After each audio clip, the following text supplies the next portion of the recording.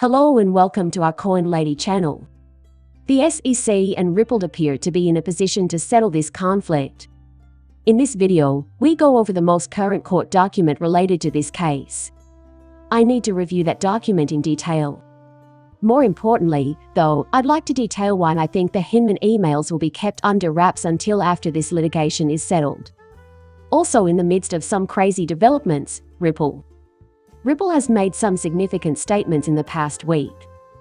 And this video is yet another important one we received today. When this matter is finally resolved, you guys will see a significant event. And I get the impression the Ripple effect is only warming up. I'd like to reiterate what Ripple has just said. To kick off this video, I'd like to briefly discuss Medico, a company that was just acquired by Ripple. Several of my videos have included brief mentions of this company. The more I found out, though, the more excited I became about the possibility of Ripple's acquiring this company. In case you were wondering, Medico is a Swiss security firm. Ripple paid $250 million for them, which is little in the scheme of things for the company. Nonetheless, this enterprise is fascinating. In this case, the answer is no. There's no denying the originality of their approaches. They're fascinating in and of themselves, but the people they meet provide another layer of intrigue. Ripple will be able to expand its network of partners thanks to the fact that it looks Medico is collaborating with some of the largest institutional organizations in the world. Because of Medico's partnerships with industry heavyweights, please allow me to briefly describe the various urban fire blocks. BBVA tends to tread carefully. Union Bank and a plethora of other major institutions, such as SBI, Standard Chartered DZ Bank, and DSH Bank DBS, the male accent. These are some of the most important institutions and financial intermediaries in the current financial system. Moreover, Medico had already begun working with these people.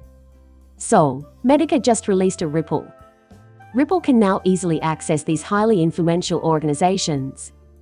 As a result, Ripple will not only have access to the tracks connecting these institutions, but will also be actively involved in tailoring assets for them or aiding them in doing so. This will provide Ripple with a unique opportunity to interact with these giant financial organizations. In recent months, Ripple has emerged as a significant third-party infrastructure provider for these well-established banks. This is also where a lot of money is. These programs aren't available to the general public. These 5 projects are not intended for sale to the general public. Ripple's infrastructure is being used by some of the largest organizations in the world. This is quite exciting, by the way. Now comes the thrilling part. Now that you know Medico's working partners, I'd like to share a quote from the company's CEO with you. Their CEO has projected a $20 trillion market for tokenized assets within the next few years, with a long-term value of $350 billion. This is the company that Ripple just bought, and they collaborate with all of these large organizations. The individual was certain that his company could handle everything on its own. They have decided to work together with Ripple. We were aware that the overall potential market for payments and remittances was quite sizable on Ripple. But what we can see now is that Ripple is going far further than that, to drastically alter people's perceptions of the current financial system. They are partnering with some of the world's most prestigious academic organizations. On top of that major development, we just got some more news today. Warren Jensen joined the Ripple board of directors recently. Take a look at his resume. He has served as CFO at NBC, Delta Airlines, Electronic Arts, Amazon.com, and CFO at Amazon.com, as well as CFO and president at a number of other companies. You guys, take note, he's a rock star.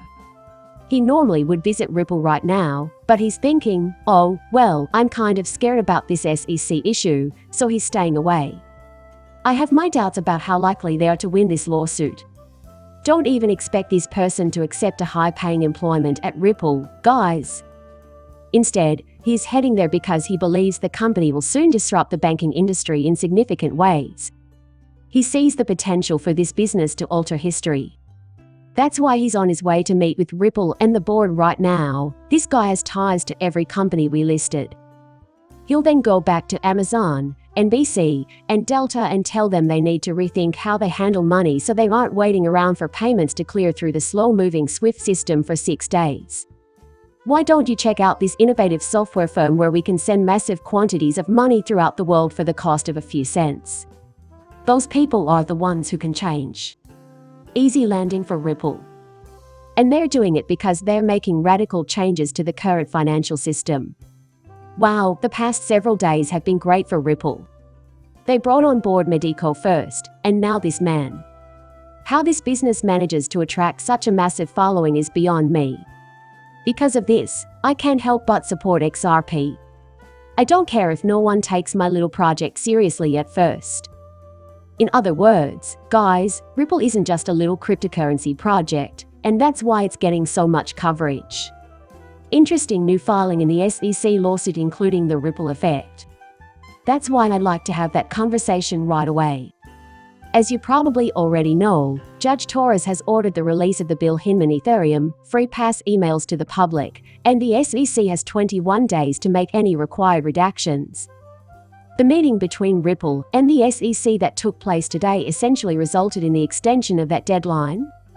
They have a week to finish their respective reading assignments. First, it's intriguing because, even though I anticipate some discontentment with the delay, I know that ultimately it won't matter.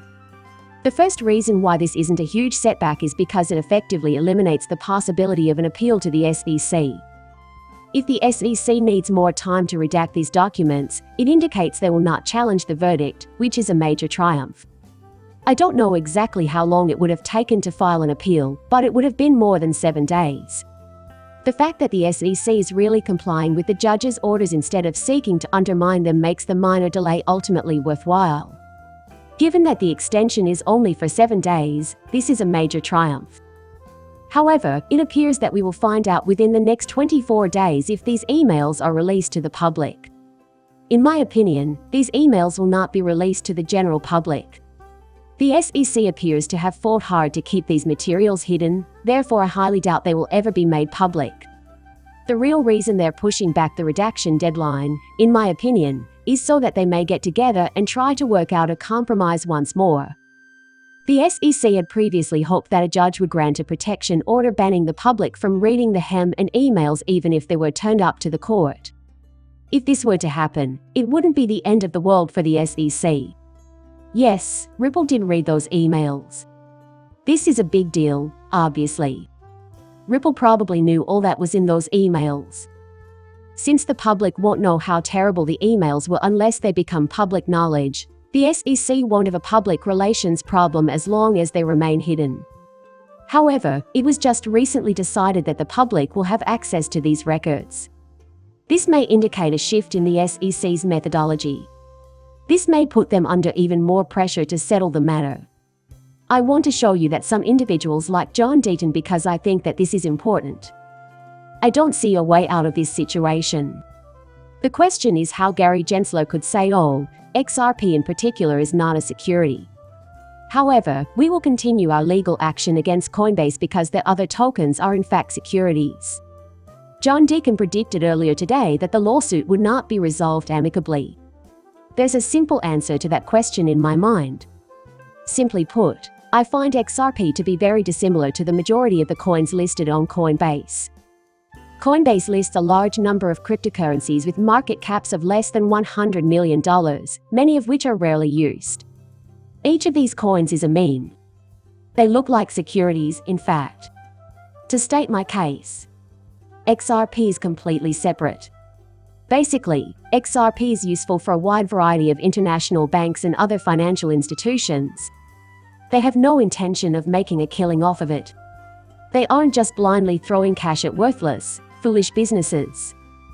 So, it's easy for me to say that XRP isn't a security.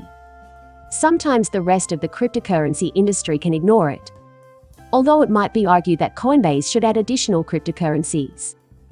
In my opinion, that would not be enough to prevent the SEC from pursuing legal action against Coinbase. If they want to know which cryptocurrency is the worst, they can check at Coinbase's list.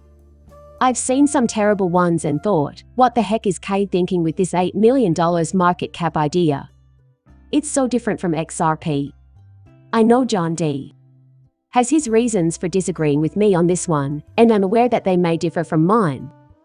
Gary Jensen's assertion that XRP is unique among cryptos strikes me as reasonable. Knowing how the SEC works, I think Gary Gensler may openly claim that XRP isn't a security and that he won't even explain why. Therefore, I don't think he needs to remark on it. From this point on, when it comes to regulation, XRP is not a security. After Ripple puts it to good use, it will be finished. As a result, I can't wait to watch this unfold and see what happens. There is a far larger chance of a settlement at this point, in my opinion. I think the parties will at least meet and try to iron out their differences. The emails from Heinemann, in my perspective, are where things get down to brass tacks. The SEC fought tooth and nail in this court dispute. They never really explained why they consider XRP to be a security, and I do mean never. The SEC fought hard to conceal the contents of the Heinemann emails, making them the central issue in this case. Whether or not the SEC will make them public depends, then, on how terrible they are. If they don't want the details of their disagreement to be made public, I believe they can settle it amicably. I think they'll have minimal issue tracking down the remaining crypto. In my opinion, this makes no difference at all. They would be better off settling this out of court, in my opinion, because a judgment would provide the crypto community as a whole with much more clarity than a settlement would. What happens next is something we'll just have to wait and see. In the end, I don't think Ripple is a great place to live. Nevertheless, based on what I'm seeing at the moment, I continue to hold out hope that this lawsuit will ultimately end in a settlement. And I've always just thought that the SEC will settle this issue, since they always do and seem to enjoy the financial benefits. We'll have to see how and when that plays out for ourselves, but given what we know about Judge Torres, I have a feeling the SEC won't be willing to let her make this judgment on her own, especially because her decision is unlikely to reflect well on the SEC. Anyway, I greatly value your presence here. I trust you found this update to be interesting. If you did, please leave a like and subscribe. See you in the next one. Bye.